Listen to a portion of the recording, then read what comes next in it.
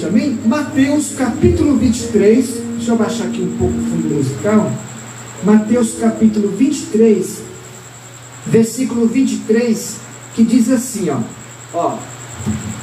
Ai de vós, escribas e fariseus, hipócritas, pois que dizimais a hortelã, o endro e o cominho, e desprezai o mais importante da lei, o juízo, a misericórdia e a fé. Devereis, porém, preste atenção, Jesus está falando, devereis, porém, fazer estas coisas, e não omitir também aquelas. Devereis, porém, fazer essas coisas, mas, Jesus está usando o termo dever, o termo de nós devemos, porém, omitir aquelas. Amém? Alguns segundos, vamos estar levantando uma oração, para que Deus venha nos proteger e nos livrar de toda seta maligna, todo principado, toda potestade. Pai, eu te peço agora neste momento, uma ação emergencial nesta noite. Alcança, Senhor Deus, meu Pai, de uma maneira poderosa, Senhor. Alcança, Senhor Deus, meu Pai, de uma maneira grandiosa. Eu peço, Senhor Deus, meu Pai, que o Espírito Santo de Deus venha nos conduzir.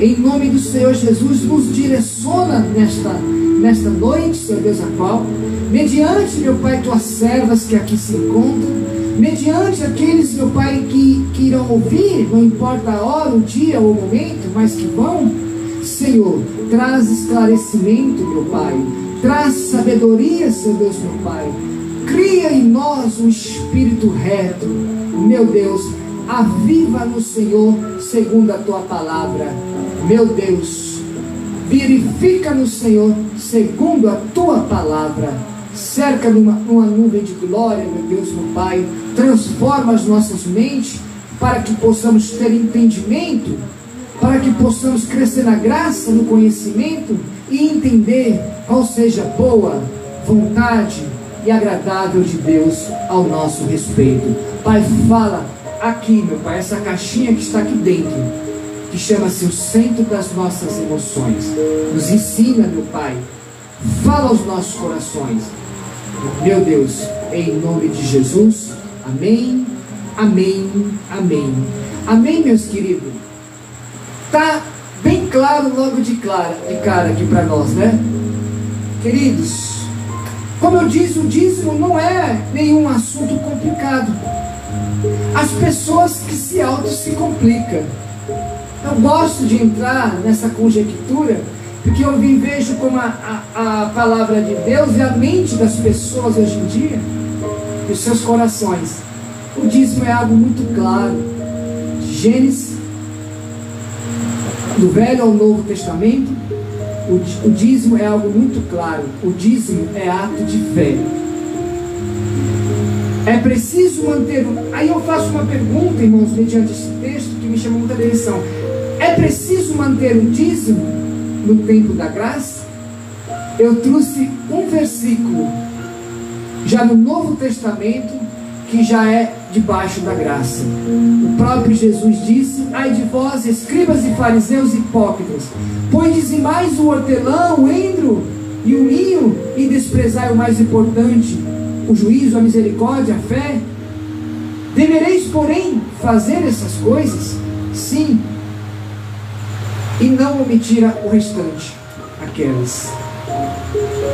O dízimo, antes de nós começarmos, meus queridos, vamos entender o que significa a palavra dízimo, porque muitos contradizem ou complicam, mas nem sabem o significado da palavra. O que é dízimo? O que significa a palavra dízimo? Dízimo, que do hebraico, maser, que de aser, que significa 10, que logo aplicado ao dízimo, significa 10%. Eu vou repetir, a palavra dízimo no hebraico significa maser, que de aser, que significa 10. que logo aplicado ao dízimo significa 10%. O dízimo, ele é muito combatido nos dias de hoje, principalmente por uma ala restauracionista e também por alguns chamados desigrejados. E nós vamos aprender sobre essas oposições, né, que é a ala restauracionista, que vem da posição que quer restaurar algo, tirando ou passando por cima dos seus princípios, dos seus deveres, dos seus valores. Isso chama-se uma ala restauracionista. E nós vemos isso hoje em dia. Você não vê as pessoas querendo distorcer a palavra de Deus? Você não vê as pessoas querendo tirar ou colocar aonde não tem? Isso chama-se ala restauracionista. Também, né, por alguns chamados de desigrejados. E os desigrejados são os que mais atuam nos dias de hoje. Eles têm um certo segmento paralelo com a ala restauracionista. Por quê? O que significa desigrejados? Ou então eu coloquei mais amplo, o fenômeno dos desigrejados. O fenômeno dos desigrejados surge com a interpretação, olha a mente deles, ó. Eles surgem como uma certa ideologia, um certo movimento, né? Movimento restauracionista, que são de desigrejados, que surgem como a interpretação de que toda estrutura religiosa apresenta-se como instituição desnecessária. Está entendendo? Defendendo que a fé cristã pode ser exercida ou desvinculada da comunhão da igreja. O que quer dizer com isso? Eu vou usar alguns exemplos bem específicos e bem claros que estão no nosso cotidiano nos dias de hoje. Você pode estar como você está, da maneira como você está, porque a graça já está sobre a sua vida, a graça já te alcançou. Queridos, o próprio Paulo diz a Timóteo, fortifica nesta graça. Queridos, a graça não é de graça. A graça, ela é conquistada pelas nossas condutas, pelas nossas obediências à palavra de Deus. Outra certa ideologia, né, ou crendice, que as pessoas dizem assim: Deus só quer o coração. Aí pregam que Deus só quer o coração, e você pode viver na vida de pecado, pode estar fornicando, né, que é pecado, tudo, é se prostituindo, infiel, incrédulo, da maneira como você, Deus só quer o seu coração. Mentira, é antibíblico, é ideologia mundana, crendice religiosa mundana, que são obras do inimigo. A Bíblia diz que Deus, ele não quer só o coração. Primeiramente, Deus, ele não é açougueiro.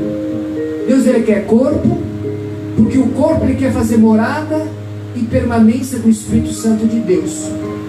Corpo, alma e espírito. Deus não quer só o coração. Deus, ele quer o corpo, a alma e o espírito. Então os desigrejados e os restauracionistas hoje em dia são aqueles que querem viver uma vida com o Senhor da maneira como eles querem, como querem e como querem, passando por cima dos princípios da palavra de Deus, que militam contra a prática de qualquer tipo de contribuição, que nesse caso são os dízimos e ofertas. São os mais que contradizem, que perseguem, que levantam especulações, né, que militam ali contra os dízimos e as ofertas. São aqueles que querem viver uma vida com Deus da maneira como eles querem, e a vida que eles estão vivendo como eles querem, Deus aprova por causa da graça. Estão enganados, irmãos, né? Felizmente. É muito importante salientar que o dízimo, em primeiro lugar, ele não é da lei. Ele foi incorporado à lei. Não existe o dízimo cristão e nem o dízimo da lei. Dízimo é dízimo. existe o dízimo da Bíblia Sagrada. Pronto, é muito fácil.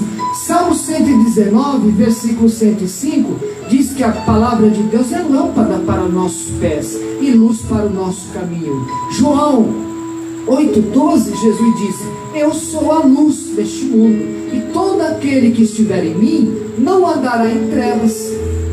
Se nós olharmos esse versículo de João 8,12 com o que nós lemos de Mateus 23, que Jesus está dizendo aos fariseus, sacerdotes, as pessoas da lei ali, ele está chamando eles, exortando eles, a atenção deles, do que eles dão prioridade, e no final ele ressalta dizendo: vocês devem fazer isso sim, mas também não esquecer das demais coisas também. É isso que Jesus está falando. O Evangelho é luz para as nossas vidas, para nós termos uma vida ampla, plena com Deus e abençoada com Deus. Mais de 20 versículos na Bíblia Sagrada está falando sobre os dízimos e as ofertas. E todo dízimo e oferta na Bíblia está interligado a uma promessa de Deus. Se nós olharmos, quer ver, bem aqui antes de Mateus, Malaquias, muito pregado, né, pelas igrejas hoje em dia. Malaquias 3,10 diz assim, trazei os dízimos à casa do tesouro, para que haja mantimento na minha casa. Depois fazeis prova de mim. Quem está falando aqui? Quem está prometendo aqui? É eu, é? É o pastor da igreja? É o irmão do lado? Quem está falando aqui? É Deus que está falando. Vou repetir, trazei os dízimos à casa do tesouro, para que haja mantimento na minha casa, e depois fazeis prova de mim. Quando ele diz aqui, para que haja mantimento na minha casa, o Senhor está deixando bem claro que o maior provedor da sua vida, do seu lar, é Deus, é Ele. Então ele ressalta dizendo, e fazeis prova de mim. Ele está trazendo a nossa mente a nos concretizarmos em um ato incondicional, que é de fé de cada um. A fé no Senhor, pelas suas bondades, pelas suas misericórdias, pelas suas bênçãos, né? Louvado seja Deus. Ele diz, fazeis prova de mim, diz o Senhor dos exércitos, o Deus que está falando. Se não vos abrir, ele fala aqui, agora que é promessa. Se não vos abrir as janelas do céu, e não derramar sobre vós uma bênção, que tal que dela vos advenha. Advenha vem do verbo vier sobre você. Advenha a maior abastança. Abastança. Aí no versículo 11 ele deixa ali um pouquinho claro. E por causa de vós, por causa da sua fé. Aí repreenderei o devorador. Quem é o devorador, irmão? Quem é o devorador? O devorador é aquele que eu vou simplificar. Devorador é aquele que você pega seu salário mínimo. Quanto está o salário mínimo hoje em dia? 1.200 e pouco, quase 1.300, né? E quando você pega seu salário e ele faz assim, ficou sem nada. Quando nós agimos dentro da palavra de Deus, olha que poder da minha expressão. Quando nós agimos dentro da palavra de Deus, mediante a nossa fé, com aquele salário mínimo, estou usando ali o salário mínimo, ou posso estar usando também R$1, ou também 10 centavos, que não importa o tamanho, o que importa é a sua fidelidade, é a sua fé no Senhor. O Senhor faz abençoar e multiplicar. Ele está dizendo, repreenderei o devorador. Você vai pagar todas as suas contas e você vai ver que o seu dinheiro ainda sobra. Eu tenho certeza que todo fiel dizimista sabe do que eu estou dizendo. Sabe que a vida dele é recheada de bênçãos, irmãos. Bênção. Aí ele diz, por causa da vossa fé, repreenderei o devorador, para que não consuma o fruto da terra, o que eu estou dizendo, e a vide do campo. E vós não será mais estéril, diz o Senhor. A palavra estéril vem daquele que não pode produzir mais, né? Então, meu querido, é muito importante nós olharmos para isso, né?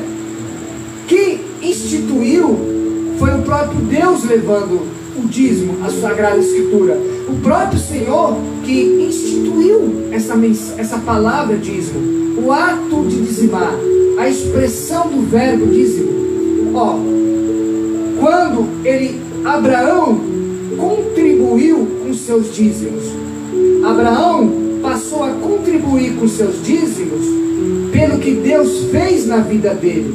Se você olhar, entender a dinâmica, a Bíblia diz que Abraão, ele pediu a Deus, e Deus concedeu muitas graças a Abraão, inclusive muitas vitórias em pelejas, coisas do tipo, né? Se nós olharmos, Deus abençoou tanto Abraão, que a Bíblia testifica isso em Gênesis. Se você começar a ler em Gênesis, quando entra na história de Abraão, você vai entender o quanto Abraão era próspero nessa terra. E tem mais, a sua linhagem toda era próspera também. A prosperidade, é interessante o caminho da prosperidade, que a prosperidade, ela alcança você e as pessoas que seguem você também. Ló, sobrinho de Abraão, também era muito próspero, muito rico. Então Abraão, ele passou a contribuir com os seus dízimos a partir do momento que, pega aí que é profético, a partir do momento que ele passou a entender que tudo que ele tinha, tudo que ele possuía, vinha do Senhor. Você está entendendo? Pastor, eu não tenho nada. Eu vou apontar para você agora e vou dizer que você tem tudo. Você tem a sua vida. Seja grato por ela. Você respira. Seja grato pelo ar que você respira. Você anda. Seja grato pelas pernas que você anda. Você fala. Seja grato pela voz que sai da sua boca. Você me ouve. Seja grato por ouvir essa palavra. Seja grato pelo que você tem. Não importa o muito, não importa o pouco. O que importa é você dar com alegria. Louvado seja o nome do Senhor Jesus. Então Abraão, ele passou a contribuir os seus dízimos pelo que Deus fez na vida dele. E Abraão passou a louvar a Deus com os seus dízimos. E nós vamos entender o que é dizimar. Qual é a expressão, quais são as características do verdadeiro dizimista. Abraão, ele passou a louvar a Deus com os seus dízimos, com as suas ofertas. Ofertas e dízimos na Bíblia, elas estão toda vez interligadas umas com outras. Mais ou menos uns 20 versículos dentro da Bíblia Sagrada, você vai ouvir a expressão dízimo, oferta e a promessa liderada por Deus sobre o ato dízimo e oferta. Vamos lá. Abraão passou a louvar a Deus com seus dízimos e suas ofertas e por tudo que Deus fazia na sua vida. Convicção, meu Deus. O verdadeiro dizimista, ele possui gratidão. E Deus está falando com você aí hoje, nessa noite. Hebreus capítulo 7. É muito importante nós entender, porque o Hebreus capítulo 7, ele chega no Mateus 23, a qual nós lemos. Vamos lá. Hebreus capítulo 7 diz que Jesus, ele é o sumo sacerdote segundo a ordem de Melquisedeque. Quem era Melquisedeque? Era um rei a qual o próprio Abraão chegava com seus dízimos e suas ofertas e servia-o. Esse rei Melquisedeque, ele vem de uma linhagem de criação, tanto espiritualmente como fisicamente falando. E Jesus não é segundo a ordem de Arão.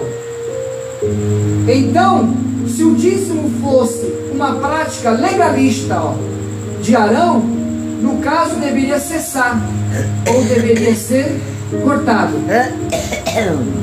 Por Jesus, não é sumo sacerdote segundo a ordem de Arão, mas segundo a ordem de Melquisedeque. Olha, tudo é conhecimento. Levando em consideração que Jesus é sumo sacerdote da ordem de Melquisedeque, tanto os deveres quanto também os direitos são os mesmos. Está muito claro. Se Jesus ele veio da ordem de Melquisedeque, e no tempo de Melquisedeque os dízimos, já eram praticados, as ofertas praticadas, Jesus ele dá o mesmo continuamento, porque continua a mesma linhagem sacerdotal. Assim como todo sacerdócio, desde Arão até Abiá, tinha o mesmo direito e a mesma prática, da mesma parte, há um outro sacerdote que não tem substituto, porque é somente Jesus Cristo. Ele é segundo a ordem de Melquisedeque. E Melquisedeque recebeu os dízimos. E, queridos, venhamos e convenhamos, por via de regra, é fato que Jesus continua ainda recebendo, irmãos. A Bíblia por si própria, ela se explica, ela é muito clara. Agora, aqueles que são contra a prática dos dízimos, eles não conseguem apresentar uma prática normativa para a igreja de contribuição, de sustentação do ministério da igreja. Se existe este texto ou esta prática, eu digo com toda clareza, que dízimo é ato de fé, dízimo e fé é incontestável, fé é inviolável. Amém? A Bíblia diz em Atos capítulo 15, versículo de número 1. Vamos lá? Atos capítulo 15, versículo de número 1. Vamos lá? Vamos viajar um pouquinho. Aqui, ó. Atos 15, versículo de número 1. Diz assim, ó: então alguns que tinham descido da Judéia ensinavam assim os irmãos: se vos não circuncidardes conforme o uso de Moisés, não podeis salvar-vos. Queridos, o que a igreja decide aqui, o que é o colégio apostólico decide aqui, dentro desse versículo de Atos 15, versículo 1, que a circuncisão não é uma prática para os gentios. Eles combatem isso. Paulo teve esse problema nas igrejas de Galácia. Paulo teve esse problema na igreja de Colossenses. Paulo teve esse problema na igreja de Jerusalém. Isso aqui está totalmente descartado. No versículo 28, preste bem atenção, ó. Paulo diz: pelo que julgo, ele está referindo a quem? A os desigrejados, como eu disse, e os restauracionistas, né? Ele diz aqui, ó, no versículo 28 de Atos 15, ó: pelo que julgo que não se deve perturbar, ó, aquele que dentro dos gentios, que somos nós, que se converteram a Deus, e que eu disse lá atrás sobre os desigrejados e pelos restauracionistas, que são pessoas que querem de uma certa forma perturbar aqueles que são sinceros e fiéis na fé. Pessoas assim entram como desigrejados e restauracionistas, que querem mudar os princípios e os valores da palavra de Deus. Mateus 23, 23, que nós tomamos leitura, ele está muito claro, né? É muito claro. Se nós excluirmos os dízimos, por que não excluímos também as ofertas? Aos desigrejados e os restauracionistas não vão para cima do dízimo? Se nós queremos excluir os dízimos, por que também não as ofertas? Você não dizima, mas você gosta de ofertar. E oferta e dízimo estão juntos na palavra de Deus. Se lá em Malaquias é dízimo e oferta, então existe aí 2 pesos e 2 medidas, não é mesmo? Jesus falando do dízimo, Jesus está falando bem claro no final, que nós lemos aqui, Mateus 23, 23. Ó. Deveis, porém, fazer essas coisas. Jesus está deixando bem claro. Jesus deixou bem claro aqui que eles não deixariam de pagar o dízimo, porque é certo. Não gostar das imposições que a igreja coloca é uma coisa. Isso chama-se distorção de uma regra. Nós estamos trabalhando com as Escrituras Sagradas. Você, com o seu direito de impor vias de regra, você faz o que você quiser. A Bíblia diz de tudo, prestaremos conta. Mas o que nós estamos trabalhando aqui é com as Escrituras Sagradas, com a palavra de Deus. Então, o profeta Oséias diz que o povo padece por falta de conhecimento. A Bíblia diz que nós temos que crescer na graça e no conhecimento. Dízimo é questão de fé. Dízimo é uma questão de adoração. Abraão provou isso. Dízimo é uma questão de gratidão. Ser grato pelo que você tem, ou você é ingrato ao Senhor? Pelo até mesmo que você tem, quem deu a oportunidade, o privilégio de você conquistar, foi Ele. Tudo provém dele. Todas as coisas foram criadas por Ele, né? A pessoa não é obrigada. A pessoa faz por fé. A pessoa faz por amor, por gratidão. Queridos, uma mão toma conta do coração e não podemos compartilhar com essa mão, não é mesmo? Se você adotar esse princípio muito falado, que dizem por aí, você só faz se puder. Se todo mundo adotar esse princípio do se puder, ninguém nunca vai contribuir para a casa do Senhor. Ninguém vai nunca contribuir. Agora, eu como pastor, me colocar ou levar uma colocação ao membro, a persuadi-lo que ele é obrigado a dizimar, eu estou pecando perante Deus. Porque a Bíblia não está voltada dizendo que você é obrigado a dizimar. A Bíblia está deixando bem claro, pela sua fé, pela sua gratidão, por tudo. O Senhor, em todos os versículos, ele fala sobre dízimo e oferta.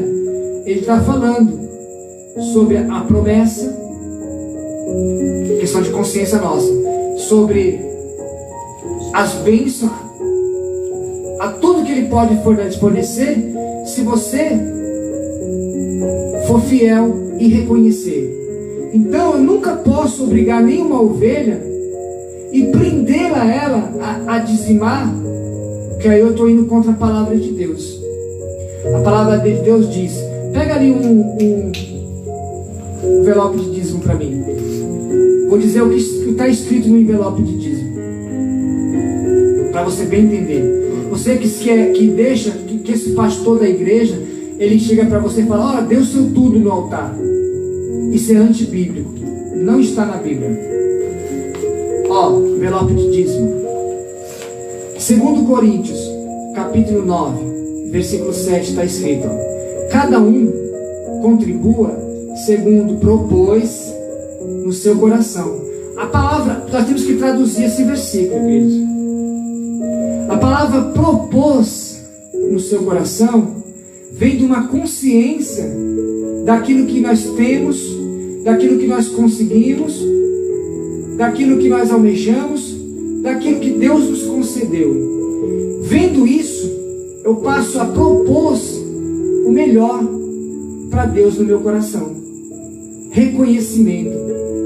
Não com tristeza, como muitos dizimam com tristeza, né?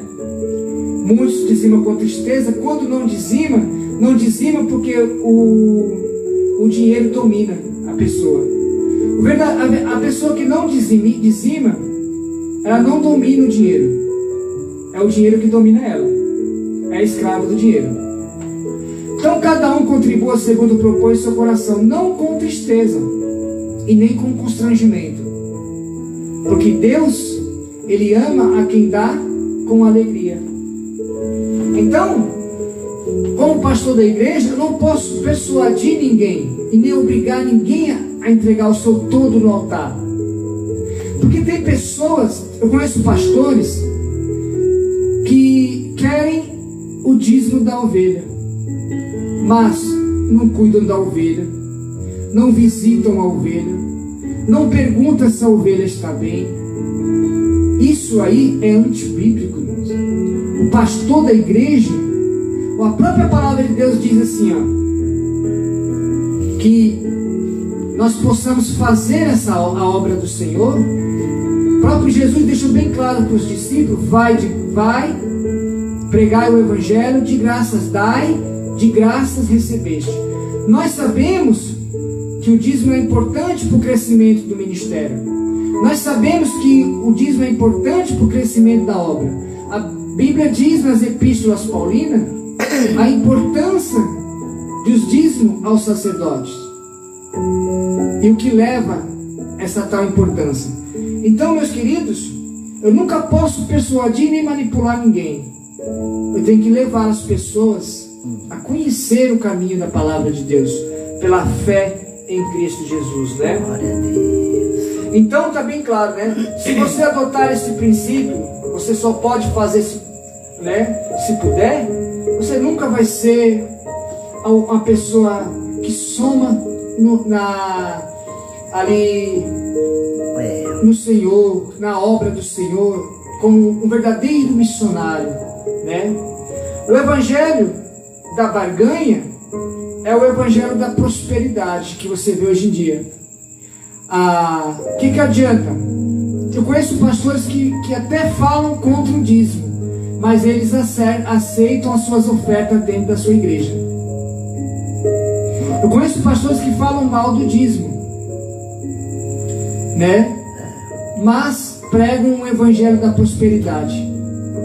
Então, nós precisamos andar de acordo com essa palavra de Deus. O evangelho da prosperidade é o evangelho da barganha.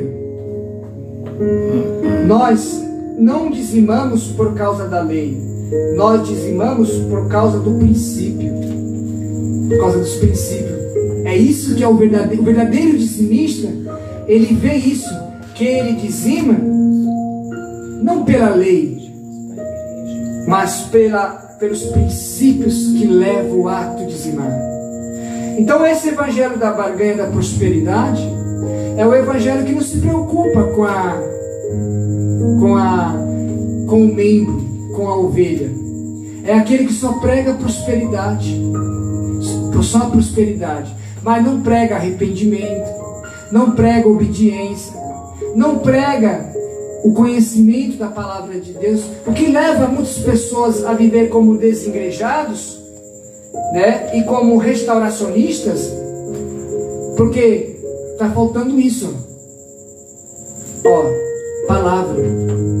Palavra sendo pregada na clareza. Jesus, ele deixou muito bem claro aqui, esse aqui é o único versículo na Bíblia que Jesus está falando nitidamente, claramente, sobre a obrigação do dízimo. Então, aquele que reconhece Deus na sua vida, aquele que Deus é prioridade na sua vida, ele é fiel em todas as suas obras. Ele sabe que tudo que ele tem provém do Senhor, né? E é assim que nós vivemos. Como pastor da igreja, sempre orientei os irmãos da fé a serem fiéis no Senhor, de acordo com a palavra de Deus, e não de acordo com as minhas palavras. Então esse evangelho da barganha aí, que é o evangelho da prosperidade, que limpa tudo que você tem, não faça isso não. Não se deixe levar por isso não. Sabe por quê? Porque você vai ficar doente, você não vai ter remédio para comprar, você vai precisar de mantimento, você não vai ter comida para alimentar seus filhos, você não vai conseguir pagar as suas contas. Esse evangelho da barganha, da prosperidade, ele não é um evangelho bíblico. A Bíblia diz que se nós ouvirmos a voz de Deus e obedecer às palavras de Deus, as bênçãos nos alcançam. Você não precisa correr até as bênçãos, só basta obedecer a palavra de Deus que as bênçãos alcançam. Como pastor, tenho orientado as pessoas a serem fiéis de acordo com a palavra de Deus e não com as minhas palavras. Amém? Recebe essa mensagem, recebe essa clareza. Deus abençoe você, Deus abençoe a sua casa, Deus abençoe a sua vida. Querido, eu fiz um resumo aqui muito claro, né? Muito claro. Não se coloca no meio dos desigrejados. Você diz que serve a Deus. Se você serve a Deus, está faltando aí uma certa... tem que ser digno, né, daquilo que você está dizendo. Suas palavras têm que ser sim, sim ou não, não. Porque se passa disso, é procedência maligna. Nós temos que entender que tudo que nós temos provém do Senhor. A minha conversão. Eu sou fiel a Deus pela minha conversão. Não importa se eu tenho ouro, se eu tenho prata, eu sou fiel a Deus porque Ele já fez na minha vida. Esse ato de eu entender isso me leva a eu dar tudo para o Senhor que eu puder. Para o Senhor que eu puder. Mediante a minha fé. Amém? E Deus tem abençoado pessoas. Todas as pessoas que eu sempre orientei nos caminhos certos, eu nunca vi uma num estágio difícil da vida. Todas elas alcançaram, mas entraram pelo caminho certo. Entraram pela porta certa. Entendeu? Deus abençoe você. Deus abençoe sua casa, sua família. Amanhã nós temos a nossa Manhã com Deus. E está sendo forte, está sendo edificante. Se inscreva lá no meu canal, @Irmãos em Cristo. Cristo é o centro, lá no YouTube. Tem mais de quase 170 vídeos de mensagem de todas as áreas, para todo tipo. Amém? Tem profecias também, tem coisas muito boas. Logo mais, provavelmente da manhã em diante, eu vou estar testemunhando os meus testemunhos, as minhas visões, os meus arrebatamentos em espírito. Eu vou estar falando, trazendo para os irmãos aquilo que eu vivenciei, de sobrenatural com Deus e também com principados e potestades também. Amém? Deus abençoe você, Deus abençoe sua casa, Deus abençoe a sua família. Recebe essa palavra como palavra de Deus na sua vida, em nome de Jesus. Um abraço, glória a Deus.